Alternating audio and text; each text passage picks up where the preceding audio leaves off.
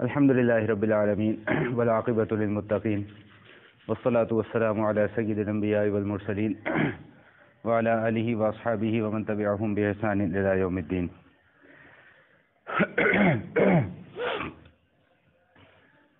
رب اشرح لي صدري ويسر لي أمري واحلل عقدة من لساني يفقهوا قولي. اللهم أرنا الحق حقا وارزقنا اتباعه وأرنا الباطل باطلا وارزقنا اجتنابه. سبحان ربک رب العزت عما یصفون وسلام علی المرسلین والحمد للہ رب العالمین. گزشتہ نشست میں اس بات کا تذکرہ چل رہا تھا کہ اللہ جل شانہ نے سورہ نساء میں بیویوں کے حوالے سے حقوق کو بیان فرمایا ہے، اور اس کی قدر تفصیل میں گزشتہ نشست میں آپ حضرات کی خدمت میں عرض کر چکا ہوں. آخر میں یہ بات بیان کی گئی تھی کہ اگر میاں اور بیوی کے درمیان میں کوئی خدا نخواستہ ناچاکی کا سلسلہ ہو جائے تو اس کی کیا ترتیب ہے اور اس کا کیا حل ہے، وہ بھی بیان کر دیا گیا.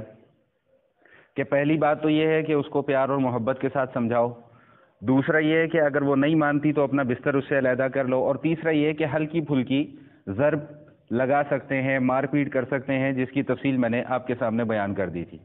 اور چوتھا طریقہ یہ بیان کیا گیا تھا کہ لڑکی کے خاندان میں سے ایک کسی سمجھدار اور بزرگ آدمی کو منتخب کر لیا جائے، اور لڑکے کے خاندان میں سے کسی سمجھدار کو منتخب کر لیا جائے جو ان کے درمیان میں صلح کرانے کی اور موافقت کرانے کی کوشش کریں.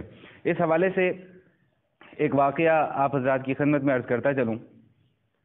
حضرت عثمان رضی اللہ تعالیٰ عنہ کے زمانے میں سب سے پہلے اس حکم کے اوپر یا اس سنت کے اوپر کہہ لیا جائے کہ عمل کیا گیا. حضرت عقیل رضی اللہ تعالیٰ عنہ، ان کا نکاح ہوا عتبہ کی بیٹی فاطمہ رضی اللہ تعالیٰ عنہ سے. یہ عتبہ بڑے سرداروں میں سے تھا قریش کے، اور غزوہ بدر میں یہ کفار کا بڑے سردار تھا، اور وہاں پہ یہ مارا گیا، قتل کر دیا گیا تھا. عقیل رضی اللہ تعالیٰ عنہ نے بھی ایمان قبول نہیں کیا تھا. غزوہ بدر میں یہ بھی کفار کی طرف سے ہی لڑنے کے لیے آئے تھے، لیکن بعد میں اللہ پاک نے ان کو ایمان کی دولت نصیب فرمائی. تو اب یہ عقیل کا نکاح ہو گیا عتبہ کی بیٹی فاطمہ سے، اور دونوں نے ایمان قبول کر لیا. دونوں صحابی ہیں، ایک صحابی ہے ایک صحابیہ ہیں. تو ایک دن بیٹھے بیٹھے عتبہ کی بیٹی فاطمہ نے اپنے شوہر عقیل سے یہ پوچھ لیا رضی اللہ تعالیٰ عنہ سے کہ میرا شوہر اس وقت کہاں ہوگا، اور میرا باپ اس وقت کہاں ہوگا. عتبہ جو میں نے بتایا کہ کافروں کا سردار تھا اور غزوہ بدر میں مسلمانوں کے ہاتھوں مارا گیا.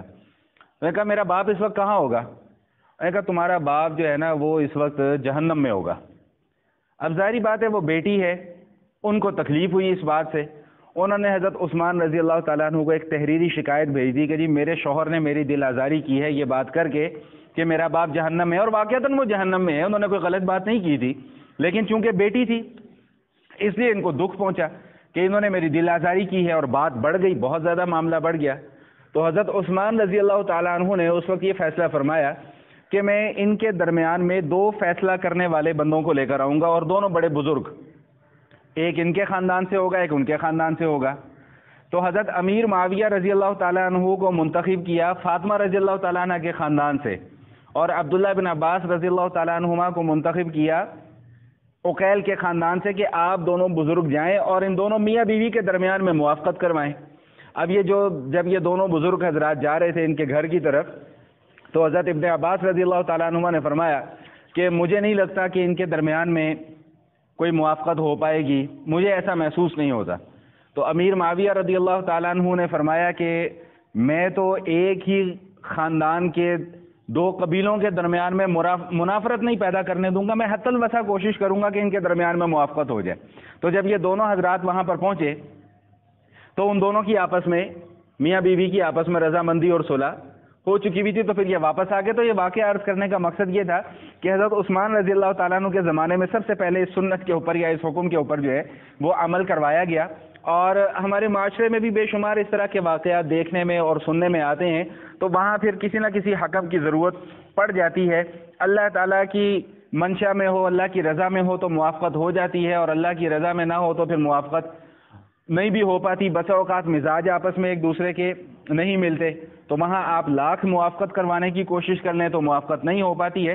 لیکن بہرحال خلاصہ کلام یہ ہے کہ حتی الوسع گھروں کو بچانے کی ہمیں کوشش کرنی چاہیے. اس حوالے سے ایک واقعہ اور بھی عرض کر دوں. حضرت عمران بن حسین رضی اللہ تعالیٰ عنہ، ان کی 2 بیویاں تھیں اور ان دونوں کی آپس میں بنتی نہیں تھی. یہ صحابہ کے زمانے کا واقعہ بتا رہا ہوں. ان دونوں کی آپس میں بنتی نہیں تھی. اس طرح ان کے ایک اور پڑوسی تھے، ان کی بھی 2 بیویاں تھیں. تو حضرت عمران بن حسین رضی اللہ تعالیٰ عنہ ایک دن ایسے ہی اپنے پڑوسی سے ملاقات کے لیے چلے گئے. تو جب واپس آئے تو بیوی نے پوچھا آپ کہاں گئے تھے؟ انہوں نے کہا میں اپنے پڑوسی سے ملنے گیا تھا. کہا نہیں آپ دوسری بیوی کے پاس ملنے کے لیے گئے ہوگے، دوسری بیوی کے پاس ملنے کے لیے گئے ہوگے. تو وہ اس بات کو لے کر ہی انہوں نے بہت زیادہ معاملے کو طول دیا اور بہت زیادہ معاملے کو آگے بڑھایا. تو پھر یہ جو میں نے واقعہ سنایا، اس میں دراصل میں ایک حدیث کوٹ کرنا چاہ رہا تھا کہ نبی علیہ الصلوۃ والسلام نے ارشاد فرمایا تھا ایک موقع پہ خواتین کے متعلق کہ تم لوگ صدقہ و خیرات بہت زیادہ کیا کرو، کیونکہ میں نے تم عورتوں کی جہنم میں کثرت کے ساتھ تمہاری تعداد دیکھی کہ تم جہنم میں بہت جاؤ گی. تو کسی خاتون نے پوچھا یا رسول اللہ ہم کیوں جہنم میں جائیں گی؟ تو نبی علیہ الصلوۃ والسلام نے یہ نہیں فرمایا کہ تم نماز نہیں پڑھتی یا تم روزے نہیں رکھتی یا تم زکوٰۃ نہیں دیتی، نہیں، فرمایا کہ تم اپنے شوہروں کی بہت زیادہ ناشکری کرتی ہو اور شوہر کی ناشکری کرنے کی وجہ سے تم جہنم کے اندر کثرت سے جاؤ گی. اور ایک اور حدیث بھی اسی کے ساتھ ملا لیجئے کہ جس کا مفہوم ہے کہ نبی علیہ الصلوۃ والسلام نے فرمایا کہ ساری زندگی شوہر خدمت کرتا رہتا ہے، ذرا سی کوئی بات ہوتی ہے تو بیوی جھٹ سے یہ کہے گی کہ تو نے آج تک میرے لیے کیا کیا ہے. تو یہ شوہر کی ناشکری ہے. تو بہرحال اس حوالے سے تفصیلی گفتگو جو ہے وہ میں آپ کے سامنے کر چکا ہوں. اب اسی سورہ نساء کے اندر چونکہ میں نے عرض کر دیا تھا آغاز صورت میں ہی کہ اس میں معاشرتی معاملات کو بہت زیادہ بیان کیا گیا اور اس کے ساتھ ساتھ عبادات کو بھی بیان کیا گیا. اب جو آیت آتی ہے سورہ نساء کے اندر، اس کے اندر اللہ تعالیٰ نے ایک آیت کے اندر تمام کے تمام حقوق کو، بنیادی حقوق کو جمع فرمایا، اور ان بنیادی حقوق میں سے سب سے پہلا حق اللہ تعالیٰ کی عبادت کا حق ہے. تو فرمایا کہ وَاعْبُدُوا اللَّهَ وَلَا تُشْرِكُوا بِهِ شَيْئًا. 2 باتیں ارشاد فرمائی ہیں. ایک بات تو یہ ارشاد فرمائی کہ اللہ کی عبادت کرو، اور دوسری بات یہ ارشاد فرمائی کہ وَلَا تُشْرِكُوا بِهِ شَيْئًا، اس کے ساتھ کسی کو شریک نہ ٹھہراؤ. اب مفہوم دونوں کا ایک ہی ہے، لیکن آخر کوئی نہ کوئی تو نقطہ ہوگا، کوئی نہ کوئی تو وجہ ایسی ہوگی کہ جس کی وجہ سے عبادت کو اور شرک کو علیحدہ علیحدہ بیان فرمایا. تو اس حوالے سے تھوڑی سی گفتگو ہے وہ سماعت فرما لیجئے. دیکھیں، سب سے پہلے تو ہمیں یہ سمجھنا چاہیے کہ عبادت کس چیز کا نام ہے. علماء کرام نے لکھا ہے کہ عبادت نام ہے اپنے انتہائی تذلل، عاجزی کو اللہ تعالیٰ کے سامنے ظاہر کرنے کا نام عبادت ہے. یعنی اللہ کے سامنے بندہ بس یہ ظاہر کرے کہ یا اللہ تو میرا خالق ہے، تو میرا مالک ہے، تو میرا رازق ہے، میں تیرے سامنے کچھ نہیں ہوں، میری تیرے سامنے کوئی حیثیت نہیں ہے.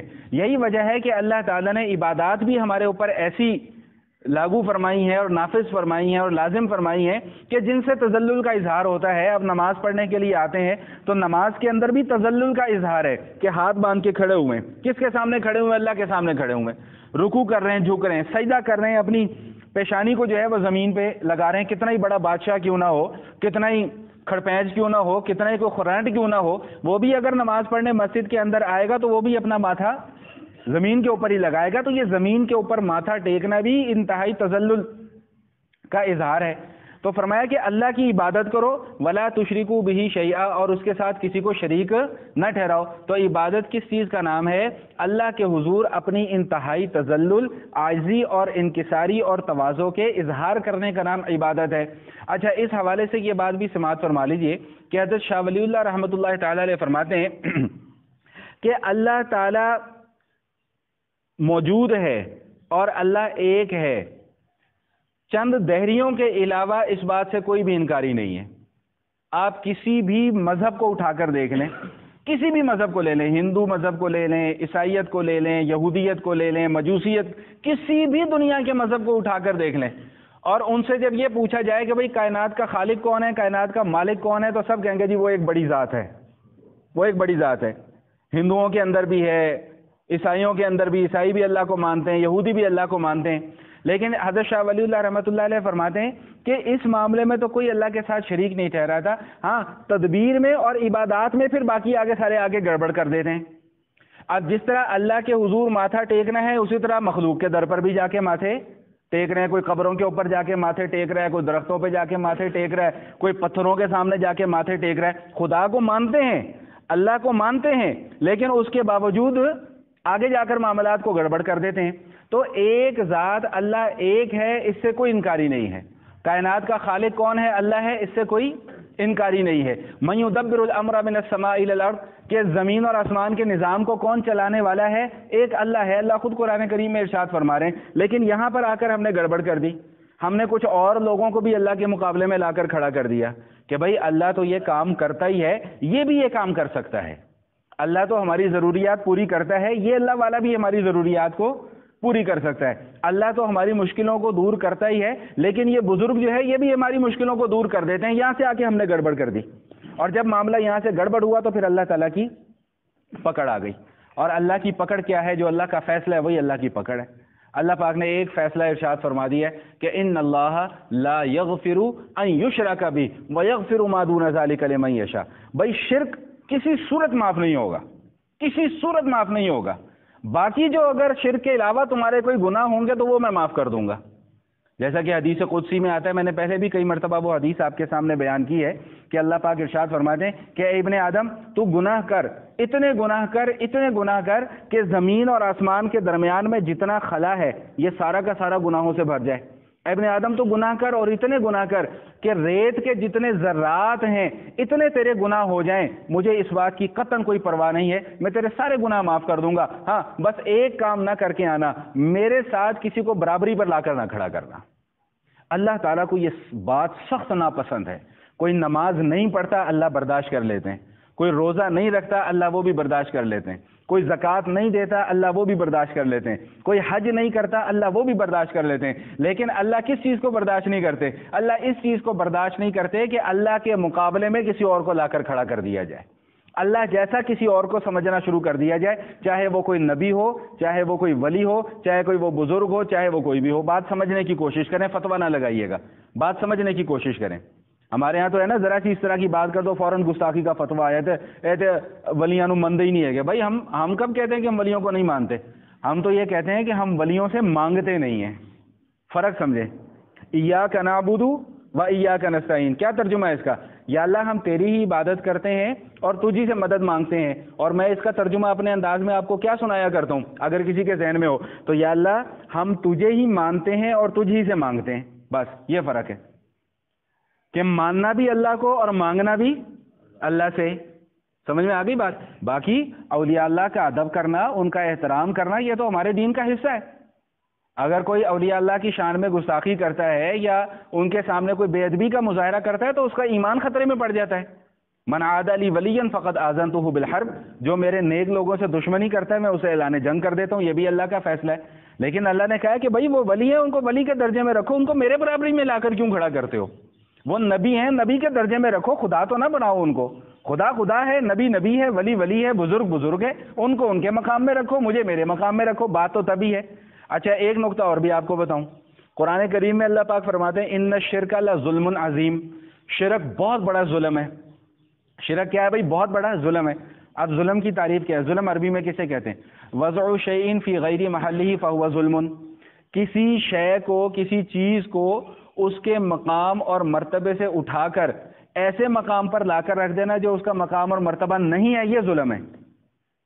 ٹوپی ہے، ٹوپی کہاں پہننے کی جگہ ہے بھائی؟ سر پر پہننے کی جگہ ہے۔ کوئی ٹوپی کو پاؤں پہ لا کر رکھ دیتا ہے، یہ ٹوپی کے ساتھ کیا ہوگا؟ ظلم ہوگا۔ کیوں کہ اس کو اس کے مقام اور مرتبے سے وہ ہٹا کر نچلے مقام اور مرتبے پہ لے گئے۔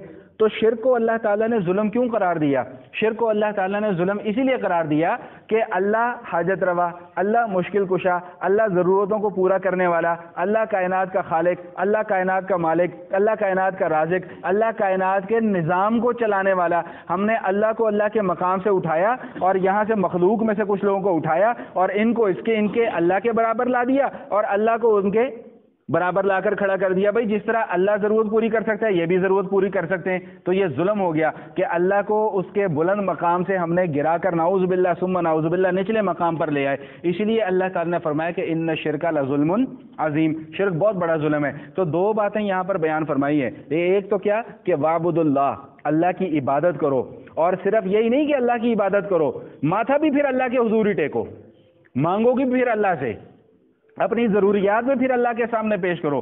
یاد رکھیے گا کہ موضوع سے ہٹ کر تھوڑی سی بات ہو جائے گی، لیکن عرض کرتا چلوں کہ اللہ تعالیٰ کے دربار میں نہ نہیں ہے، اللہ کے دربار میں نہ نہیں ہے۔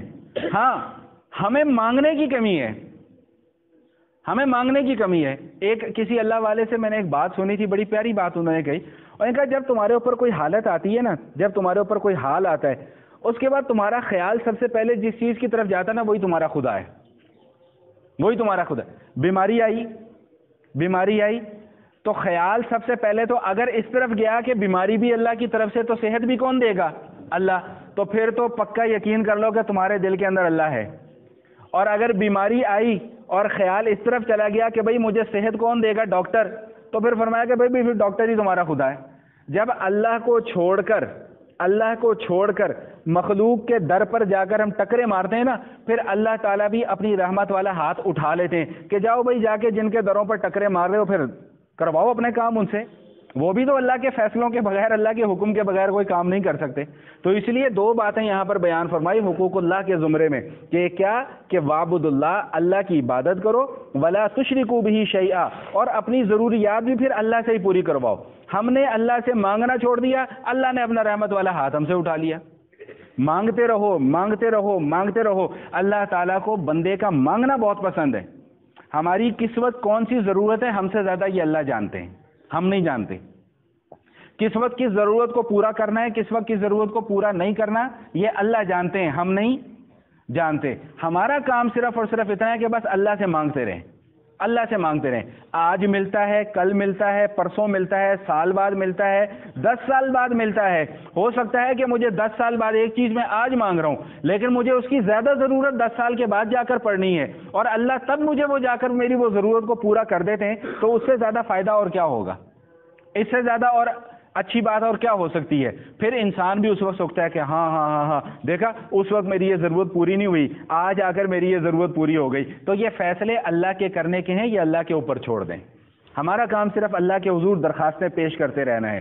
دن میں 1 مرتبہ پیش کرو، 2 مرتبہ پیش کرو، 5 مرتبہ پیش کرو، جتنی اپنی قوت ہے، جتنی اپنی طاقت ہے، جتنی اپنی حیثیت ہے، لیکن کم از کم دن میں ایک وقت ایسا ضرور مقرر کر لیں کہ اپنی ساری درخواستیں جمع کر کے اللہ کے حضور پیش کر دیں۔ یا اللہ مجھے اس کی بھی ضرورت، یا اللہ مجھے اس کی بھی ضرورت، یا اللہ مجھے اس کی بھی ضرورت، یا اللہ مجھے اس کی بھی ضرورت۔ اور بزرگ فرماتے ہیں کہ اللہ تعالیٰ سے اپنی حیثیت کے مطابق نہ مانگا کرو، اللہ سے مانگنا ہے تو اللہ کی شان کے مطابق مانگو۔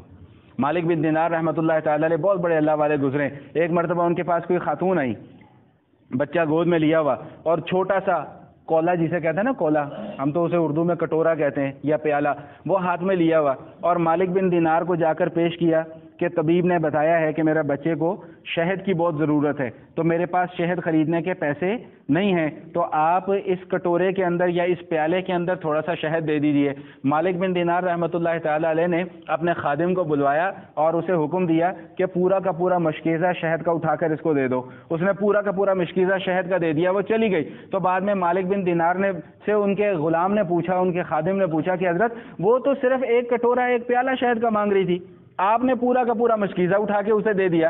تو مالک بن دینار رحمۃ اللہ تعالی نے کیا فرمایا؟ انہوں نے یہ فرمایا کہ بھئی اس نے مانگا اپنی حیثیت سے، ہم نے دیا اپنی حیثیت سے۔ تو اللہ سے مانگو تو اللہ کی حیثیت سے مانگو، اپنی حیثیت سے نہ مانگو۔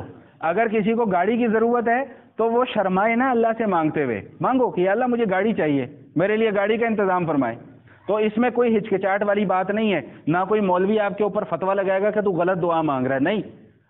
وَإِذَا سَأَلَكَ عِبَادِي أَنِّي فَإِنِّي قَرِيب، اللہ تو خود فرماتے ہیں کہ جب میرا بندہ مجھے پکارتا ہے تو میں اس کو تو شہرت سے بھی زیادہ قریب ہوتا ہوں۔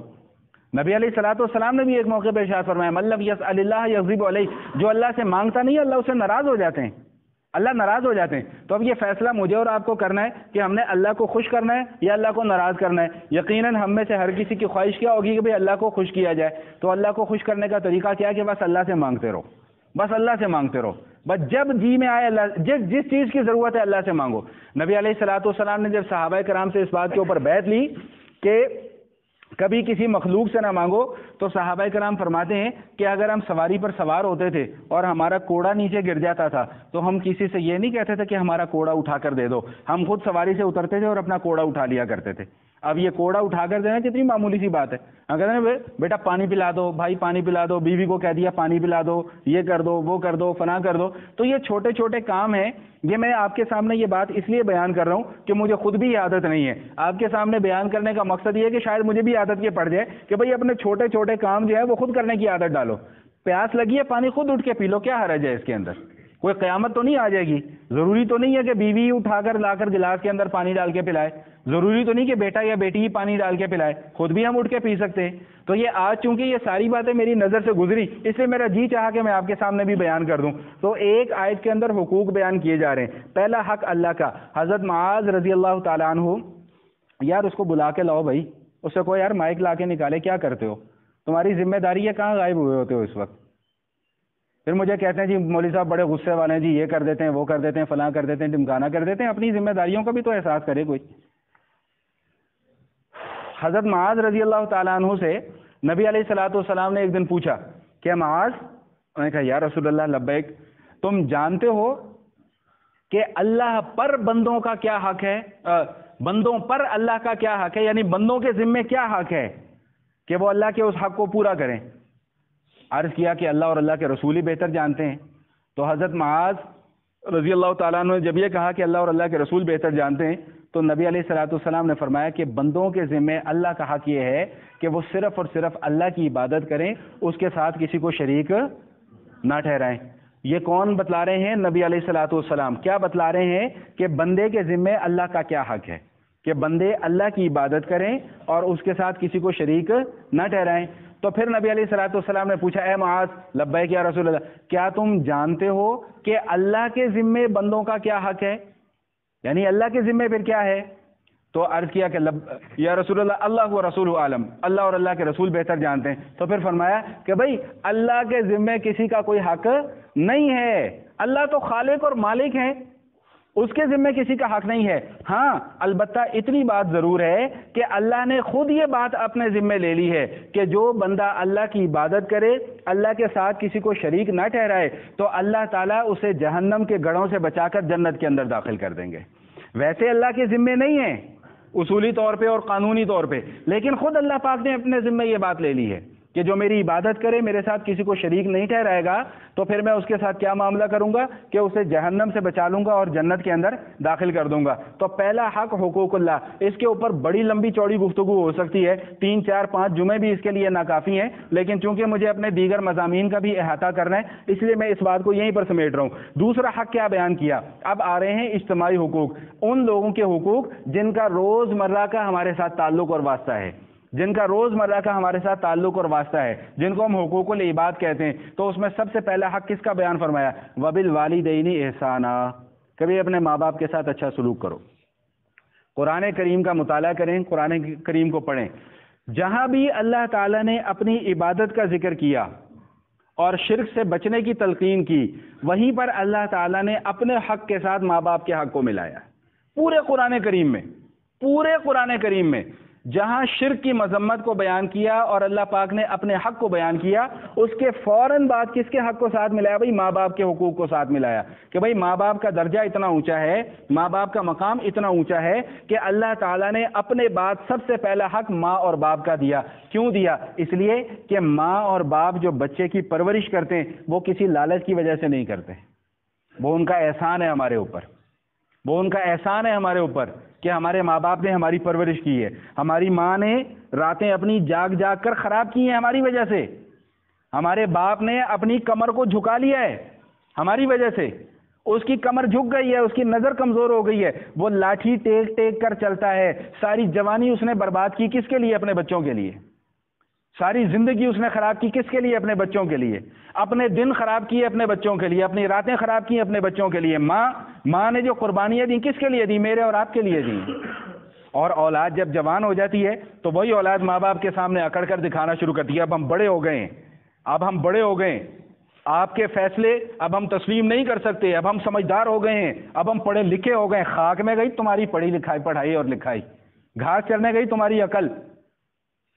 یہ وہی ماں باپ ہیں جب تمہیں چلنا نہیں آتا تھا تو انگلی پکڑ پکڑ کے تمہیں چلنا سکھاتے تھے. یہ وہی ماں باپ ہیں جب تم ایک ہی بات 50 مرتبہ ان سے پوچھتے تھے, ماں بغیر ماتھے پہ شکن ڈالے 50 مرتبہ تمہارے سوال کا جواب دیتی تھی. یہ وہی باپ ہے کہ جب تم بازار جاتے تھے نا اس کے ساتھ انگلی پکڑ کے، تو تم باپ کو کہتے تھے بابا میں نے یہ بھی چیز لینی، بابا میں نے یہ بھی چیز لینی، بابا میں نے یہ بھی چیز لینی. تو وہی تمہارا باپ ہے. اس کی جیب میں پیسے ہوتے تھے نہیں ہوتے تھے، وہ اپنی انا کو، اپنی خواہشات کو دبا کر تمہاری ضروریات کو پورا کیا کرتا تھا. یہ وہی تمہارا باپ ہے جس کے سامنے آج تم گردن تنا کر کھڑے ہو جاتے ہو کہ اب ہم بڑے ہو گئے ہیں، اب ہم سمجھدار ہو گئے ہیں. لا حول ولا قوت الا باللہ العلی العظیم. ایک جملہ ہمیشہ میں اس موقع پہ عرض کیا کرتا ہوں کہ 2 ماں باپ ہوتے ہیں، 2 ماں باپ، ان کے 10 بچے ہوں نا، وہ 10 کے 10 بچوں کی ایک جیسی پرورش کریں گے، 10 کے 10 بچوں کو پالیں گے، کسی کے ساتھ زیادتی اور ظلم کا معاملہ نہیں کریں گے. لیکن یہی 10 بچے جب جوان ہو جاتے ہیں نا تو یہ 2 ماں باپ کو نہیں سنبھال سکتے.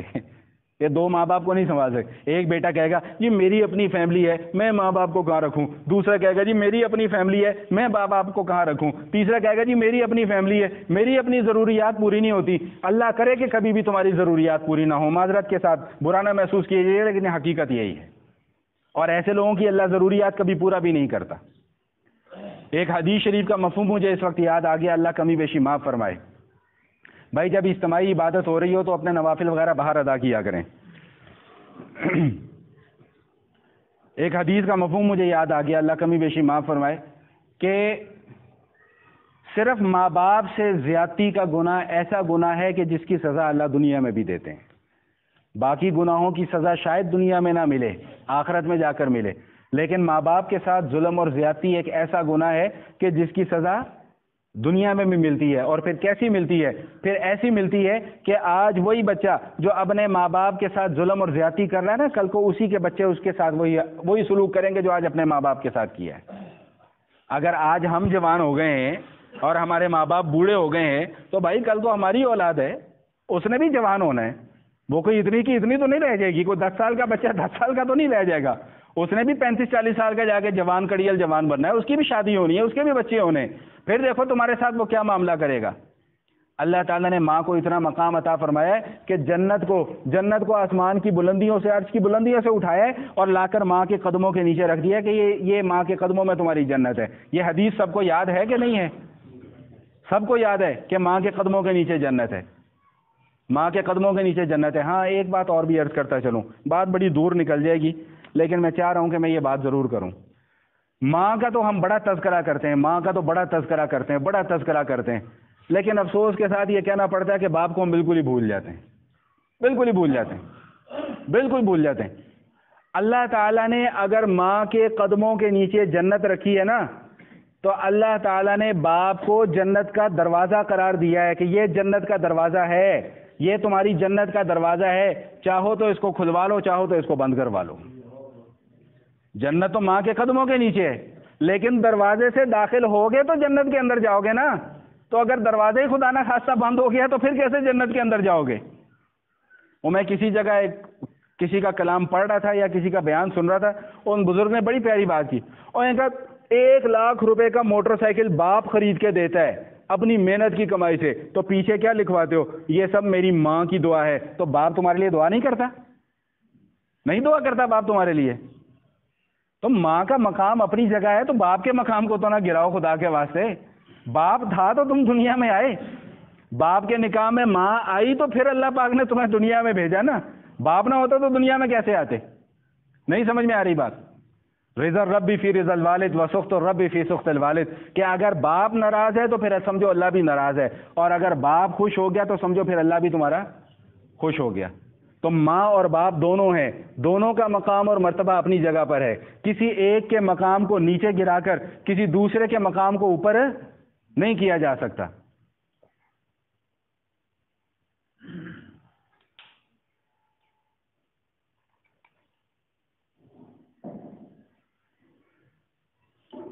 اب یہ مجھے نہیں پتا تھا کہ یہ پیچھے رکھا ہوتا ہے.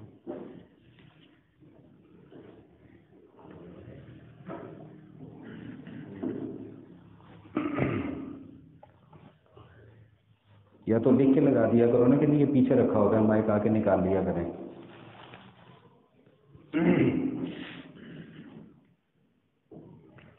تو عرض یہ کر رہا تھا کہ ماں کے حقوق کو اور باپ کے حقوق کے درمیان میں کوئی فرق نہیں ہے. جتنا حق ماں کا ہے اتنا ہی حق باپ کا بھی ہے۔ تو اللہ تعالیٰ نے جہاں پر اپنا حق بیان کیا اس کے ساتھ کس کا حق بیان کیا؟ والدین کا حق بیان کیا۔ اور پورے قرآن کریم کے اندر جہاں جہاں اللہ تعالیٰ نے اپنی عبادت کو بیان کیا اس کے ساتھ ساتھ ماں باپ کے حقوق کو بیان کیا۔ ایک واقعہ آپ کو سنا دوں، پھر میں بات کو آگے چلاتا ہوں۔ نبی علیہ السلام کے زمانے میں ایک جوان، کڑیل جوان حضور کی خدمت میں حاضر ہوا اور آ کر اپنے باپ کی شکایت کی۔ باپ کی شکایت کیا کی کہ یا رسول اللہ، میرا باپ جو ہے نا جی، میرا مال لے لیتا ہے، مجھ سے پوچھتا نہیں ہے، خرچ کر لیتا ہے، یہ ہو جاتا ہے، وہ ہو جاتا ہے۔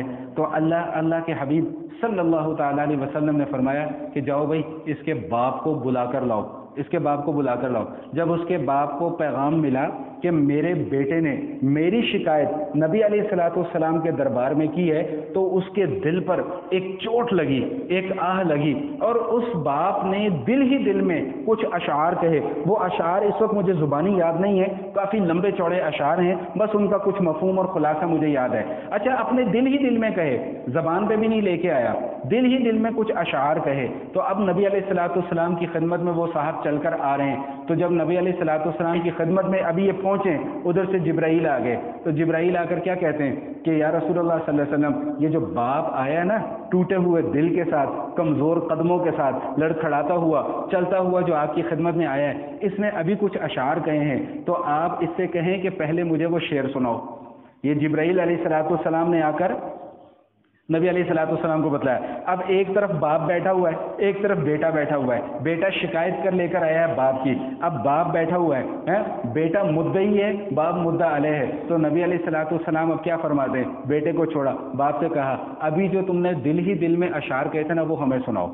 وہ حیران کہ یا رسول اللہ صلی اللہ علیہ وسلم، میں تو وہ اشعار اپنی زبان پر لے کر نہیں آیا، تو آپ کو کیسے اطلاع ہو گئی؟ فرمایا مجھے خبر کرنے والے نے خبر کر دی ہے، تم وہ اشعار سناؤ۔ اب جب وہ اس نے اشعار سنائے تو نبی علیہ السلام کی آنکھوں سے آنسو جاری ہو گئے۔ اور ان اشعار کا مفہوم کیا تھا؟ ان اشعار کا مفہوم یہی تھا کہ جب تو کمزور تھا، تیری ٹانگوں کے اندر جان نہیں تھی، تیرے ہاتھوں کے اندر جان نہیں تھی، تجھے کھانا نہیں آتا تھا، تجھے پینا نہیں آتا تھا، اس وقت میں تجھے گود میں لے کر کھلایا کرتا تھا۔ جب تم نے چلنا سیکھا تو میں نے تیرا ہاتھ پکڑ کر چلانا سکھایا۔ جب تو تھوڑا سا جوان ہوا تو اپنے کندھوں پر بٹھا کر تجھے میں سیر کروایا کرتا تھا، تیری ساری ضروریات کو پورا کیا کرتا تھا۔ آج میری کمر جھک گئی ہے، آج میری آنکھیں کمزور ہو گئی ہیں، آج تم میری شکایت لے کر نبی علیہ السلام کی خدمت میں حاضر ہوا۔ اس نے یہ اشعار پڑھے، نبی علیہ السلام کی آنکھوں سے آنسو جاری ہو گئے۔ بیٹے کا گربان پکڑا، اسے جھنجھوڑا اور فرمایا کہ دفع ہو جائے یہاں سے، تو بھی اور تیرا سب کچھ، تیرا سارا مال یہ تیرے باپ کا مال ہے۔ تیری کیا حیثیت ہے، تیری کیا اوقات ہے؟ آج ہم جوان ہو جاتے ہیں، ہمارے اندر طاقت آ جاتی ہے تو ہم ماں باپ کی حیثیت ہماری نظروں سے ختم ہو جاتی ہے۔ خدا کے واسطے یہ بڑی نعمت ہے، ان سے پوچھو جن کے ماں باپ نہیں ہیں۔ یہ بڑی اللہ کی نعمت ہے، یہ بڑی اللہ کی نعمت ہے، اس نعمت کی ناقدری نہ کیجیے گا۔ ایک حدیث سنا رہا ہوں آپ کو، بڑی مشہور حدیث ہے، آپ نے پہلے بھی سنی ہوگی، دوبارہ یاد دہانی کے لیے سنا رہا ہوں۔ نبی علیہ السلام مسجد نبوی میں تشریف لاتے ہیں، ممبر کے اوپر قدم رکھا، فرمایا آمین، دوسری سیڑھی پر قدم رکھا، فرمایا آمین، تیسری سیڑھی پر قدم رکھا، فرمایا آمین۔ صحابہ بڑے حیران، عرض کہ یا رسول اللہ یہ کیا معاملہ کیا؟ فرمایا جبریل آئے تھے، 3 بد دعائیں کی اور میں نے تینوں بد دعاؤں کے اوپر آمین کہا۔ پہلی بد دعا کیا کی؟ پہلی بد دعا یہ کی کہ جو شخص میرا نام سنے اور مجھ پر درود نہ بھیجے، اس کی دنیا اور آخرت تباہ و برباد ہو جائے۔ میں نے کہا آمین۔ بھائی ایک مرتبہ درود پڑھ لیں صلی اللہ علیہ وسلم، یہ بھی مکمل درود ہے، صلی اللہ علیہ وسلم مکمل درود ہے۔ تو فرمایا کہ وہ شخص تباہ و برباد ہو جائے جس کے سامنے میرا نام لیا جائے اور وہ مجھ پر درود نہ بھیجے۔ بھیجنے والا کون؟ اللہ۔ پیغام لانے والا کون؟ جبرائیل۔ بد دعا دینے والا کون؟ جبرائیل۔ آمین کہنے والا کون؟ جناب نبی پاک صلی اللہ تعالی علیہ وسلم۔ تو جب حضور علیہ السلام جبریل کی دعا پر آمین کہہ دیں تو اس کی قبولیت کے اندر کوئی شک اور تردد کرنا بھی اپنے ایمان کو برباد کر دینے کے مترادف ہے۔ دوسری بات یہ بیان فرمائی کہ بھئی جس شخص نے رمضان کا مہینہ پا لیا اور اپنے گناہوں کی بخشش نہیں کروائی اس کی دنیا اور آخرت تباہ و برباد ہو جائے. میں نے کہا آمین. اور تیسری بد دعا کیا فرمائی کہ جس نے اپنے ماں باپ دونوں کو یا دونوں میں سے کسی ایک کو بڑھاپے کی حالت میں پا لیا اور اس کی خدمت کر کے اپنے گناہوں کو معاف نہیں کروایا وہ بھی تباہ و برباد ہو جائے. تو رسول اللہ صلی اللہ علیہ وسلم کیا فرماتے کہ میں نے کیا کہا؟ آمین آمین. جبریل کی بد دعا اور رسول اللہ صلی اللہ علیہ وسلم کی آمین. تو ایسے شخص کا بھائی نہ دنیا کے اندر کوئی ٹھکانہ ہے اور نہ کوئی آخرت کے اندر ٹھکانہ ہے. چلو اب بات چل رہی ہے تو اسی حوالے سے بات چلاؤں، باقی باتیں پھر انشاءاللہ آئندہ کی نشست میں بیان کروں گا. ایک صحابی نبی علیہ الصلوۃ والسلام کی خدمت میں حاضر ہوئے. ایک صحابی حاضر ہوئے اور آ کر عرض کیا کہ یا رسول اللہ صلی اللہ تعالی علیہ وسلم، میں نے اپنی ماں کو نا کندھوں کے اوپر بٹھا کر حج کروایا ہے، کندھوں کے اوپر بٹھا کر حج کروایا ہے، تو کیا میں نے اس کا حق ادا کر دیا؟ اللہ اکبر کبیرہ. تو نبی علیہ الصلوۃ والسلام نے کیا فرمایا کہ تیری پیدائش کے وقت جو تیری ماں کو تکلیف ہوئی تھی نا، تو نے تو اس ایک تکلیف کا بھی حق ادا نہیں کیا، تو پوری زندگی کا حق ادا کرنے چل پڑے، تو نے تو اس کی ایک تکلیف کا حق ادا نہیں کیا. ایک اور صحابی آئے نبی علیہ الصلوۃ والسلام کی خدمت میں حاضر ہوئے، آ کر عرض کیا کہ یا رسول اللہ صلی اللہ علیہ وسلم، میں سفر میں تھا، میری ماں میرے ساتھ تھی، آگے جا کر ایک صحرا آ گیا اور صحرا تپتا ہوا صحرا، ایسا تپتا ہوا صحرا تھا کہ اگر کوئی گوشت کا ٹکڑا اس کے اوپر رکھ دیا جاتا تو وہ بھی بھون جاتا، اتنا صحرا تپ رہا تھا. میرے ساتھ میری ماں تھی، میں نے ساتھ اپنی ماں کو کندھوں پر بٹھایا اور میں نے وہ سارا کا سارا سفر اسی انداز میں طے کیا کہ میری ماں میرے کندھے کے اوپر سوار تھی. یا رسول اللہ، کیا میں نے اپنی ماں کا حق ادا کر دیا؟ اللہ کے حبیب صلی اللہ علیہ وسلم نے کیا جملہ ارشاد فرمایا کہ ایک رات جو تیری ماں نے تیری وجہ سے خراب کی، تو نے بستر گیلا کر دیا، تیری ماں ساری رات گیلے بستر پر سوتی رہی اور تجھے آرام سے اپنے سینے سے لگا کر رکھا کہ میرا بچہ بیمار نہ ہو جائے. اللہ کے رسول صلی اللہ علیہ وسلم نے فرمایا کہ تو نے تو اپنی ماں کے ایک رات کا بھی حق ادا نہیں کیا، تو چلا پوری زندگی کا حق ادا کرنے کے لیے، تو چلا پوری زندگی کا حق ادا کرنے کے لیے. تو وَاعْبُدُوا اللَّهَ وَلَا تُشْرِكُوا بِهِ شَيْئًا وَبِالْوَالِدَيْنِ إِحْسَانًا. بھائی ماں باپ کے ساتھ احسان کرو، ماں باپ کے ساتھ اچھا سلوک کرو. آگے جا کے سورہ بنی اسرائیل میں آئے گا کہ وَلَا تَقُل لَّهُمَا أُفٍّ. ماں باپ اگر سختی کریں، ماں باپ اگر تھوڑی سی لہجہ سخت کر لیں، ماں باپ کا اگر کسی وجہ سے تمہارے اوپر ہاتھ بھی اٹھ جائے تو یہ نہیں کہ تم ماں باپ کو برابری سرابری سے جواب دینا شروع کر دو. فرمایا کہ وَلَا تَقُل لَّهُمَا أُفٍّ. بھائی ان کے سامنے اف بھی نہیں کرنا تم نے، اف بھی نہیں کرنا تم نے. زبان چلانا تو بہت دور کی بات ہے بھائی، اف بھی نہیں کرنا تم نے، یہ اللہ کا حکم ہے. وَلَا تَقُل لَّهُمَا أُفٍّ وَلَا تَنْهَرْهُمَا. جھڑکنا نہیں ہے اپنے ماں باپ کو. وَقُلْ لَهُمَا قَوْلًا كَرِيمًا. ماں باپ سے جب بھی بات کرنی ہے تو نہایت نرم لہجے میں بات کرنی ہے. حضرت اویس قرنی رحمۃ اللہ تعالی علیہ، نام تو سنا ہوگا، سب ان کے نام سے بھی واقف ہوں گے. اللہ نے ان کا نام کیوں اتنا بلند کیا؟ باوجود اس کے کہ نبی علیہ الصلوۃ والسلام کے زمانے میں موجود تھے لیکن آقا علیہ الصلوۃ والسلام کا دیدار نہیں کر سکے. اللہ تعالیٰ نے ان کے احوال سے حضور کو مطلع کر دیا. تو حضور نے ایک مجلس میں ان کا تذکرہ کرتے ہوئے فرمایا تھا کہ وہ فلاں علاقے میں ہمارا ایک بندہ ہے، اس کا نام ہے اویس. اس کا نام کیا ہے؟ اویس. وہ ہماری خدمت میں حاضر نہیں ہو سکا لیکن ہم سے محبت بہت کرتا ہے. عرض کیا گیا، پوچھا گیا یا رسول اللہ کیوں نہیں آ سکے؟ فرمایا کہ وہ اپنی ماں کا اتنا خدمت گزار ہے کہ اپنی ماں کی خدمت گزاری کی وجہ سے وہ آج کل کرتا رہا لیکن ہماری خدمت میں حاضر نہیں ہو سکا. اس کے باوجود ماں کی خدمت گزاری کا انعام یہ ہوا کہ اللہ کے حبیب صلی اللہ تعالیٰ علیہ وسلم نے حضرت عمر رضی اللہ تعالیٰ عنہ کو، حضرت علی رضی اللہ تعالیٰ عنہ کو، ذرا سوچیں، غور کریں، میرے الفاظ کے اوپر غور کیجئے گا. کس کو؟ حضرت عمر رضی اللہ تعالیٰ عنہ کو، حضرت علی رضی اللہ تعالیٰ عنہ کو، جو نبی علیہ الصلوۃ والسلام کے دل کے ٹکڑے ہیں، جو نبی علیہ الصلوۃ والسلام کی شان ہے، آن ہے، بان ہے، ہمارا ایمان ہے. ان کو نبی علیہ الصلوۃ والسلام نے کیا فرمایا کہ اویس سے جا کر ملنا اور اس سے امت کی مغفرت کی دعاؤں کی درخواست کرنا. اللہ اکبر کبیرہ. یہ انعام کیوں ملا؟ صرف ماں باپ کی خدمت سے. نبی علیہ الصلوۃ والسلام فرماتے ہیں مجھے خواب میں جنت کی سیر کروائی گئی.